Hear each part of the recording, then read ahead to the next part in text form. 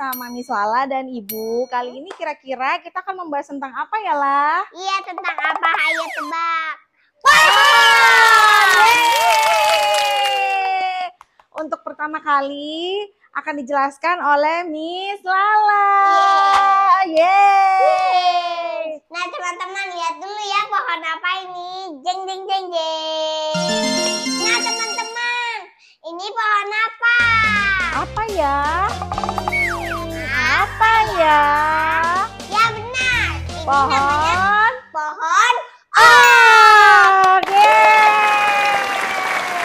Kita bedah yuk. Ayo. Pohon mampu menyerap racun dan CO2 di udara serta menghasilkan oksigen sehingga udara menjadi lebih segar. Pada batang pohon akan tumbuh akar gantung yang berfungsi sebagai respirasi. Akar tersebut lama-kelamaan akan masuk ke dalam tanah dan berfungsi untuk menyerap nutrisi dan air dalam tanah.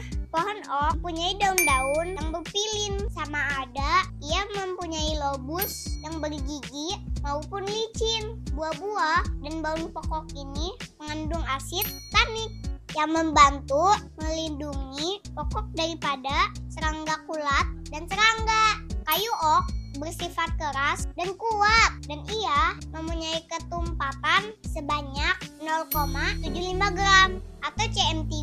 Kayu mempunyai ketahanan tinggi terhadap serangga-serangga dan kulat karena ia mengandungi kimia tanin yang sangat tinggi. Ia juga mempunyai corak kira yang menarik, terutamanya apabila kayu tersebut dipotong rentang. Papan oak yang dipotong rentang sangat berharga ketika zaman pertengahan untuk digunakan dalam pembinaan perabot yang bermutu tinggi serta panel dalam bangunan yang megah. Misalnya di ruang debat bangunan parlemen terlitis di London. Kayu spesies Quercus robul dan Quercus petrea telah digunakan di Eropa untuk pembinaan kapal, terutama sekali kapal-kapal perang. Sehingga ke abad 19 ia juga digunakan dalam pembinaan bangunan berbingkai kayu di Eropa. Kayu oak masih digunakan hari ini bagi membuat perabot, rangka bangunan, kayu serta venir,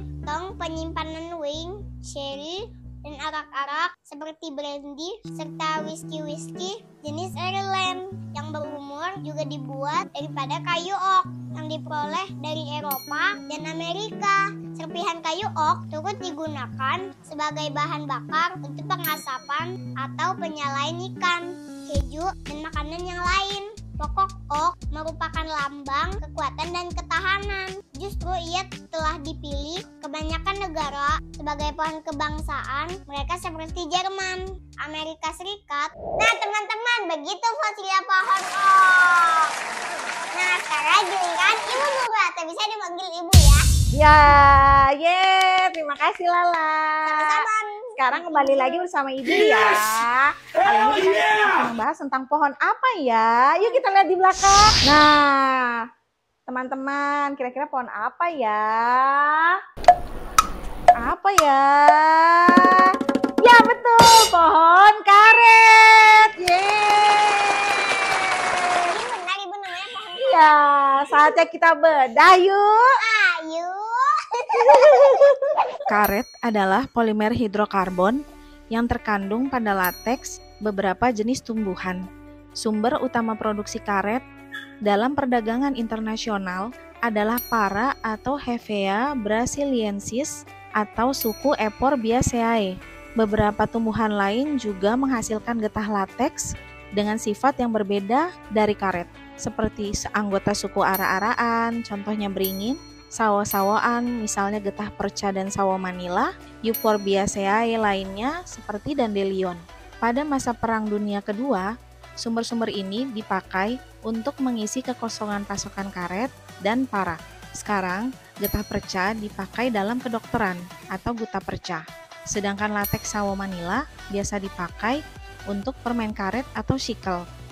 Karet industri sekarang dapat diproduksi secara sintetis dan menjadi saingan dalam industri perkaretan yang pada 1770 menemukan lateks yang dikeringkan.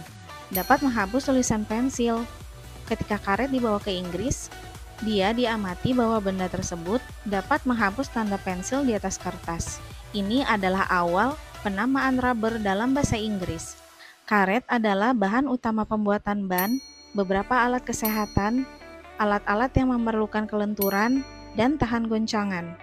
Di beberapa tempat, salah satunya perkebunan karet di Jember, biji karet bisa dijadikan camilan. Dengan proses tertentu, rasanya gurih, namun bila berlebihan, kadang membuat pusing kepala. Sebagai produsen karet terbesar kedua di dunia, jumlah suplai karet Indonesia penting untuk pasar global. Sejak tahun 1980-an, industri karet Indonesia telah mengalami pertumbuhan produksi yang stabil. Kebanyakan hasil produksi karet negara ini, kira-kira 80% diproduksi oleh para petani kecil. Oleh karena itu, perkebunan pemerintah dan swasta memiliki peran yang kecil dalam industri karet domestik. Kebanyakan produksi karet Indonesia berasal dari provinsi-provinsi berikut: Sumatera Selatan, Sumatera Utara, Riau, Jambi, Kalimantan Barat. Total luas perkebunan karet Indonesia telah meningkat secara stabil selama 1 dekade terakhir. Pada tahun 2015, perkebunan karet di negara ini mencapai luas 3,65 juta hektar. Karena prospek industri karet positif, telah ada peralihan dari perkebunan-perkebunan komoditas seperti kakao, kopi, dan teh menjadi perkebunan-perkebunan kelapa sawit dan karet. Jumlah perkebunan karet milik petani kecil telah meningkat, sementara perkebunan pemerintah dan swasta telah agak berkurang. Kemungkinan karena perpindahan fokus kepada kelapa sawit. Nah, begitulah teman-teman penjelasan mengenai pohon karet. Yeay. Nah, kali ini kembali lagi kepada Miss Lala. Nah teman-teman, kita lanjut nih ya. Bagaimana pelajaran hari ini? Keren? Bagus. Kita lanjut. Nah teman-teman, mau tahu tidak ini pohon apa? Apa ya? Apa ya Ibu? Ya benar, ini namanya pohon jati. Yeay. Sampai kita bedah yuk. Ayo. Pohon jati. Pohon jati adalah sejenis pohon penghasil kayu bermutu tinggi. Pohon besar, berbatang lurus, dan tumbuh mencapai tinggi 50 sampai 70 meter. Berdaun besar yang luruh di musim kemarau. Jati dikenal dunia dengan nama tik. Nama ini berasal dari kata teku dalam bahasa Malayalam, bahasa di negara bagian Kerala di India Selatan. Nama ilmiah jati adalah Tectonal grandis. Jati dapat tumbuh di daerah dengan curah hujan 1.500 sampai 2.000 mm per tahun dan suhu 27 sampai 36 derajat Celcius, baik di dataran rendah maupun dataran tinggi. Tempat yang paling baik untuk pertumbuhan jati adalah tanah pH 4,5 sampai 7 dan tidak dibanjiri dengan air.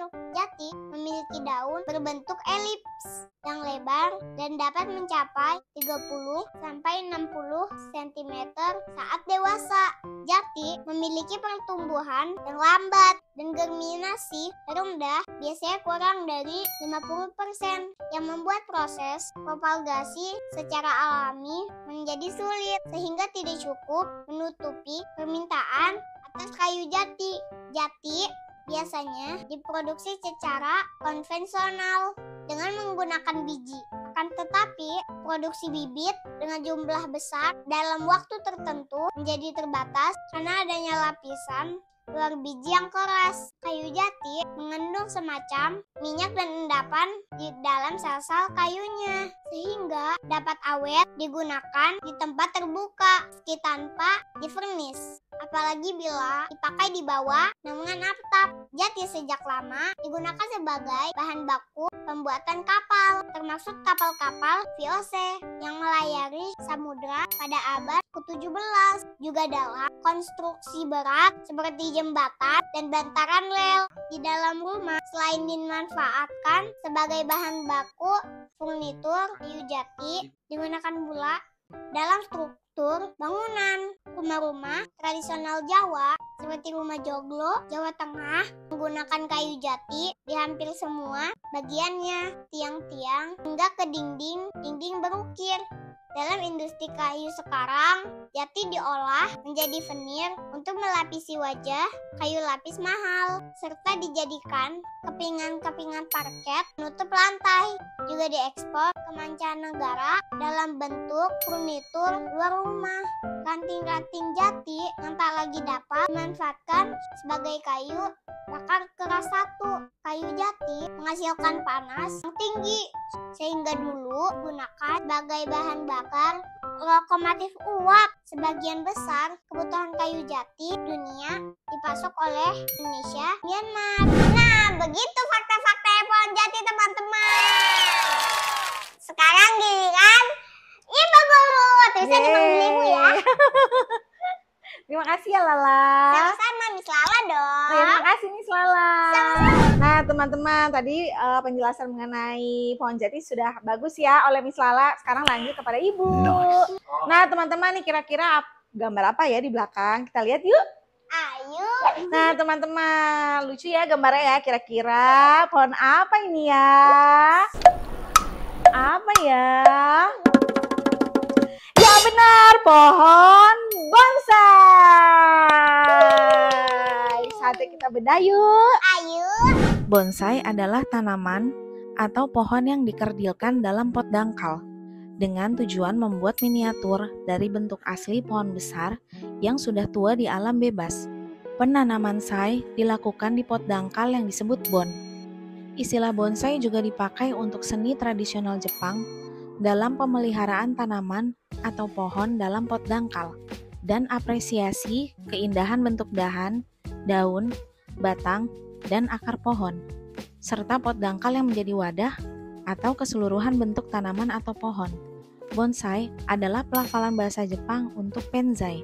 Seni ini mencakup berbagai teknik pemotongan dan pemangkasan tanaman, pengawatan atau pembentukan cabang dan dahan pohon dengan melilitkan kawat atau membengkokkannya dengan ikatan kawat, serta membuat akar menyebar di atas batu. Pembuatan bonsai memakan waktu yang lama dan melibatkan berbagai macam pekerjaan, antara lain pemberian pupuk, pemangkasan, pembentukan tanaman, penyiraman, dan penggantian pot dan tanah.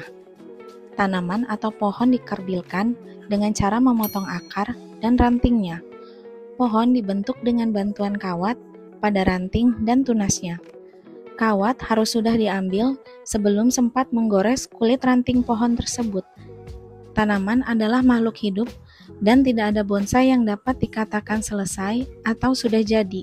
Perubahan yang terjadi terus-menerus pada tanaman sesuai musim atau keadaan alam merupakan salah satu daya tarik bonsai. Pohon yang paling umum di bonsai adalah berbagai spesies pinus. Jenis tanaman dan pohon dipakai untuk mengelompokkan jenis-jenis bonsai. Bonsai pohon pinus dan ek, tusam, cemara Cina, cemara duri, sugi, dan lain-lain. Bonsai pohon buah untuk dinikmati keindahan buahnya, seperti Ilex serrata, kesemek, Cynomelles sinensis, apel mini, dan lain-lain. Bonsai tumbuhan berbunga untuk dinikmati keindahan bunganya, seperti Prunus mume, Cynomelles speciosa, sakura, azalea satsuki.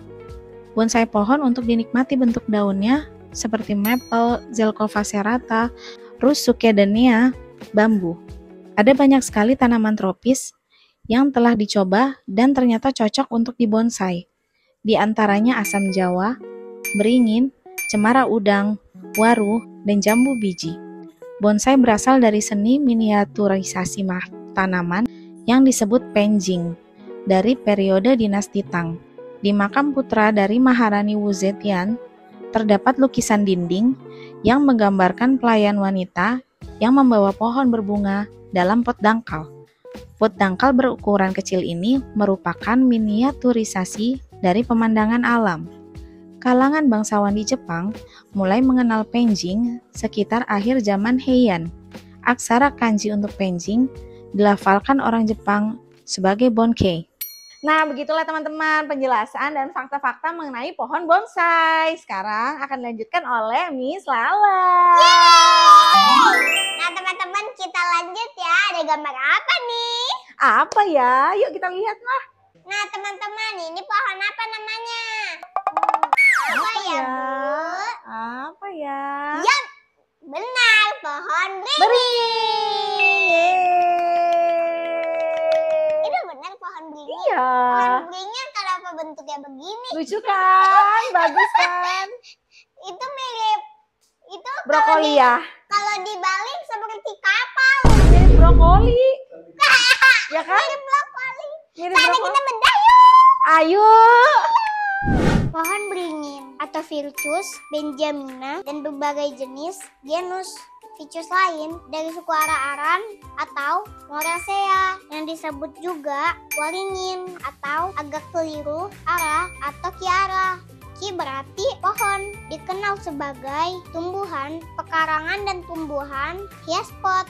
Pemulia telah mengembangkan beringin berdaun loreng atau varigata yang populer sebagai tanaman hias ruangan. Beringin juga sering digunakan sebagai objek bonsai. Beringin adalah tumbuhan asli di Asia, Australia. Di atas beringin tentu saja deskripsikan Ficus benjamina brasteata ditemukan di hutan karang terangkat daerah Buan Selatan. Beberapa spesies beringin juga telah dinaturalisasi di Hindia Barat serta di negara bagian Florida dan Arizona di Amerika Serikat. Buah beringin relatif kecil dan biasanya disukai oleh beberapa burung seperti walis keraja, merpati buah, wompu, atau Philonopus magnifus, merpati buah bintik merah muda atau Philonopus ornatus, merpati buah berperut oranye atau Philonopus iozomus, merpati kekaisaran Torres atau Ducula philoloa, dan merpati kaisar ekor ungu atau Ducula rufigaste. Beringin sangat akrab dengan budaya asli Indonesia. Tumbuhan berbentuk pohon besar ini seringkali dianggap suci dan melindungi penduduk setempat. Sesaji sering diberikan di bawah pohon beringin yang telah tua dan berukuran besar karena dianggap sebagai tempat kekuatan magis berkumpul. Dalam kehidupan sehari-hari, beringin sering dijadikan bonsai oleh masyarakat Indonesia. Sedangkan beringin yang sering dijadikan bonsai antara lain beringin elegan atau Ficus microcarpa, beringin cimeng atau Ficus microcarpa kinmen, beringin Korea atau Ficus microcarpa crassifolia, beringin dolar atau Ficus microcarpa latifolia, beringin benjamin atau Ficus benjamina, beringin Filipina atau Ficus nerifolia, beringin amplas atau Ficus pintrosia gibosa. Manfaat pohon beringin yaitu mampu menyerap racun atau polutan dan CO2 di udara serta menghasilkan oksigen sehingga udara menjadi lebih segar. Pada batang pohon akan tumbuh akar yang berfungsi sebagai respirasi. Akar tersebut lama-kelamaan akan masuk ke dalam tanah dan berfungsi akan menyerap nutrisi dan air dari dalam tanah. Nah, jadi seperti itu teman-teman fakta tentang pohon beringin. Nah, teman-teman, itulah tadi fakta-fakta dan hal-hal yang terpenting dari pohon-pohon. Iya. Ada pohon beringin. Betul, pohon ok, pohon jati, pohon bonsai. Iya. Lala dan teman-teman jadi punya pengetahuan dan ilmu baru ya. Iya. Jangan lupa ikuti terus Ilmu yang berikutnya. Yeay! Jangan lupa ikuti terus bedah Bersama Lala. Yeay! Dadah, sampai jumpa. Sampai jumpa di Assalamualaikum. kelas berikutnya.